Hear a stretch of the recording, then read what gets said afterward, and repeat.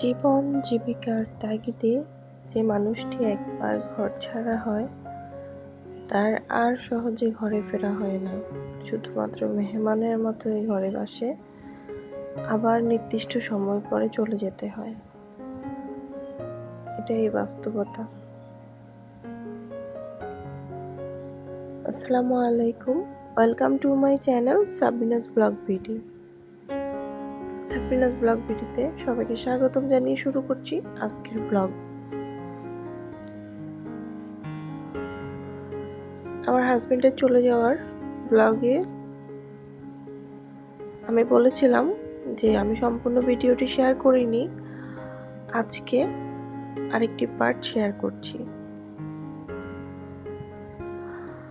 সবাই ক্ষমা সুন্দর দৃষ্টিতে দেখবেন, গলার অবস্থা ভালো না, তাই হয়তো ভয়েসটা দিতে একটু খারাপ লাগছে, শুনতেও হয়তো খারাপ লাগবে। যাই হোক, আমরা তো 6টার মধ্যে এয়ারপোর্টে চলে যাই এবং কি গাড়ি থেকে নেমে মেয়ে ছোটাছুটি করছিল, অনেক মজা করছিল।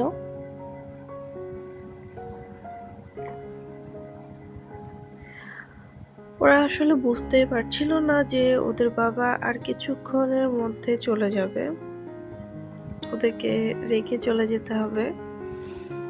হয়তো সর্বোচ্চ 10 মিনিট ছিল ওদের সাথে। আমার মেয়েটা খোলামেলা জায়গা পেয়ে এদিক থেকে এদিকে ছোটাছুটি করছিল অনেক, ওকে ধরে রাখা যাচ্ছিল না।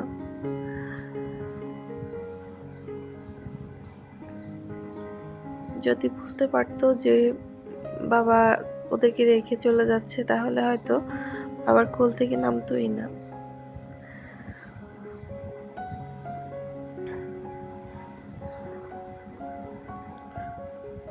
যাই হোক, অনেক মানুষ এসেছে, কেউ বিদায় দিতে আর কেউ রিসিভ করতে। এক একজন এক এক কারণে এই এয়ারপোর্টে আসা।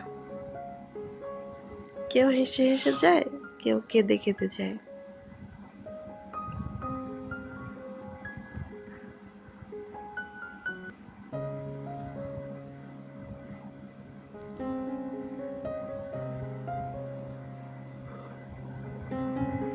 বাচ্চারা বায়না ধরেছে কিছু খাবে, তবে এখানে অনেক জিনিসই ছিল, ভালো জিনিস তো আর বাচ্চারা খাবে না। ওই যে ধরেছে ললিপপ, যেটা ওরা কিন্তু 5 মিনিটও খেতে পারেনি।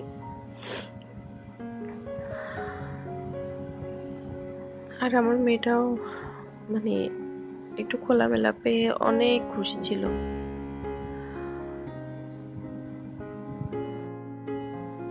ওদেরকে কিনে দিয়ে আমরা সরাসরি চলে যাই গেটে।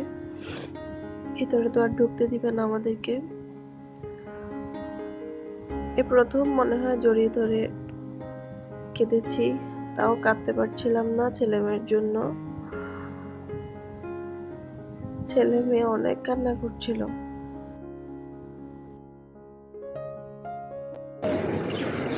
কান্দিও না তো বাবা,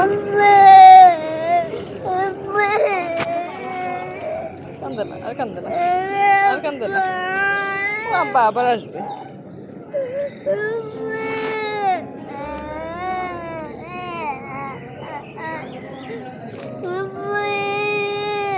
তুমি কান্না করলে ফাতিমাও কান্না করবে, আর কান্না করিও না।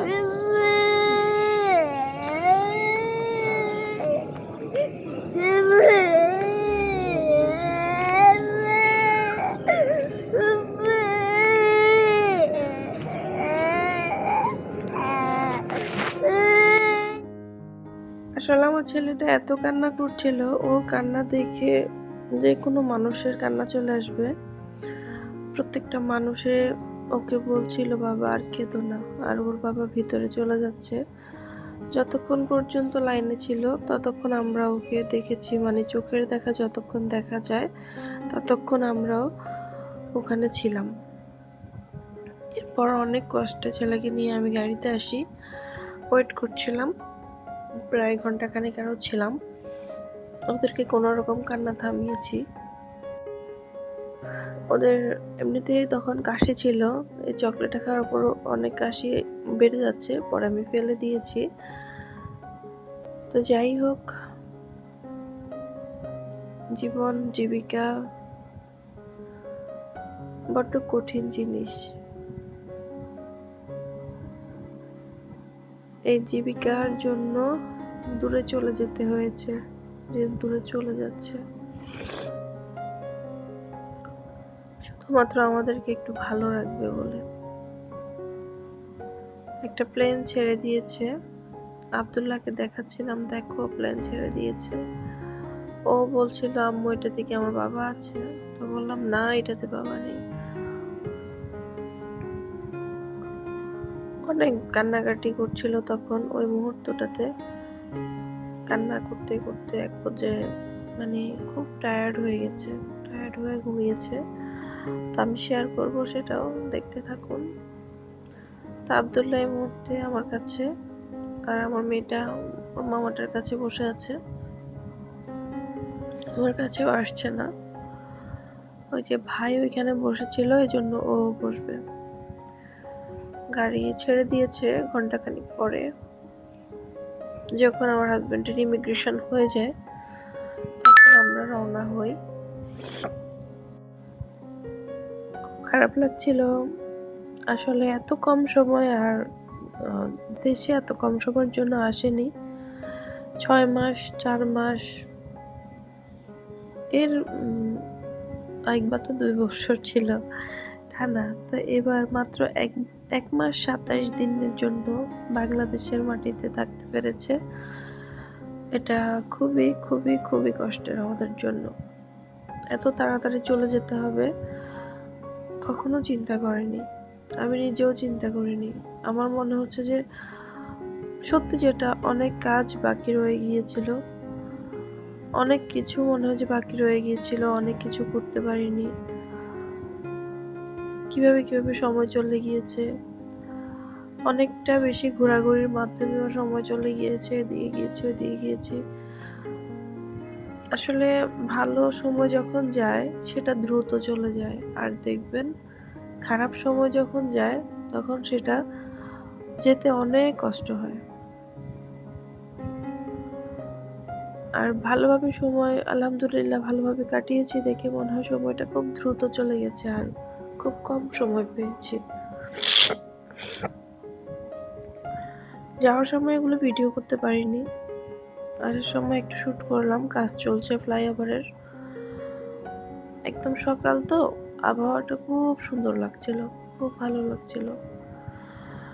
মনটাও খারাপ ছিল, মন খারাপের মধ্য দিয়েও বাহিরের দিকে তাকিয়েছি, ভালো লাগছিল, কষ্টও লাগছিল।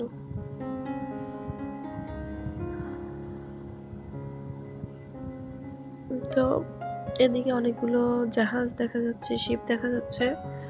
ছেলে রাত্রেবেলায় দেখেনি, ওকে বললাম আব্বু একটু দেখো। আমরা যেদিন পতেঙ্গা গিয়েছিলাম সেদিনও এরকম একটা সিচুয়েশন মানে দেখতে পারতাম, শুধুমাত্র রাত্রে যাওয়ার কারণে কিন্তু ও কিছুই দেখেনি। তাই ওকে বলছিলাম যে তুমি দেখো। অনেকটা খুশি মনে দেখছে, আবার ওর বাবার জন্য খারাপ লাগছে, বলছিল বারবার আম্মু বাবা কি এখন আসবে না, বিকেলের মধ্যে আসবে না। আমার ছেলেটা অনেক কান্না করেছে। আসলে ছেলের কান্না দেখে আমি নিজেও আমাকে কন্ট্রোল করতে পারছিলাম না। তবে হ্যাঁ, আমি ভেবেছিলাম আমার মেয়েটা অনেক কান্না করবে। তো ভাইয়ের কান্না দেখে ও অন্যরকম ভাবে তাকিয়েছিল, ভাইকে মাথার উপরে হাত বুলাচ্ছিল। তো আলহামদুলিল্লাহ, যাই হোক, বাপের জন্য একটু কান্নাকাটি করছে। একটু বললে ভুল হবে, অনেকটাই কান্না করছে। মানে প্রথম দিন যেটা ফিল করেনি, 2 দিন পর থেকে ও প্রচুর পরিমাণে কান্না করছে। একবার এই জানালার দিকে যায়, বারান্দায় যায়, বারান্দায় গিয়ে বলে আব্বা আব্বা, দরজার কাছে যায় আমাকে দেখিয়ে দে, দরজা খুলে দিতে।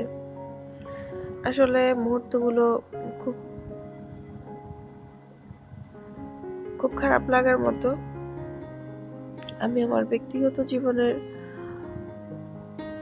কিছু মুহূর্তগুলো স্মৃতির পাতায় ধরে রাখার জন্য ভিডিওগুলো শেয়ার করছি। কার কাছে কেমন লাগে আমি জানি না। আমি শুধুমাত্র আমার জন্য শেয়ার করে রাখছি, আমার বাচ্চাদের জন্য শেয়ার করে রাখছি। যদি ভালো লেগে থাকে অবশ্যই পাশে থেকে যাবেন, অবশ্যই লাইক, কমেন্ট, সাবস্ক্রাইব করে পাশে থেকে যাবেন। ছেলেটা আমার কান্না করতে করতে, মন খারাপ করতে করতে এক পর্যায়ে ঘুমিয়ে যায়। আর ওর এই অবস্থাটা দেখে আমার খুব খারাপ লাগছিল তখন। তো আজকে এ পর্যন্ত, ফিরে আসবো নতুন ভিডিও নিয়ে। অনেক ভিডিও করে রেখেছি যেগুলো এতদিন ছাড়া হয়নি, আস্তে আস্তে এবার আপনাদের সাথে শেয়ার করব। সে পর্যন্ত সবাই ভালো থাকবেন, সুস্থ থাকবেন। আল্লাহ হাফেজ। Thanks for watching. আসসালামু আলাইকুম।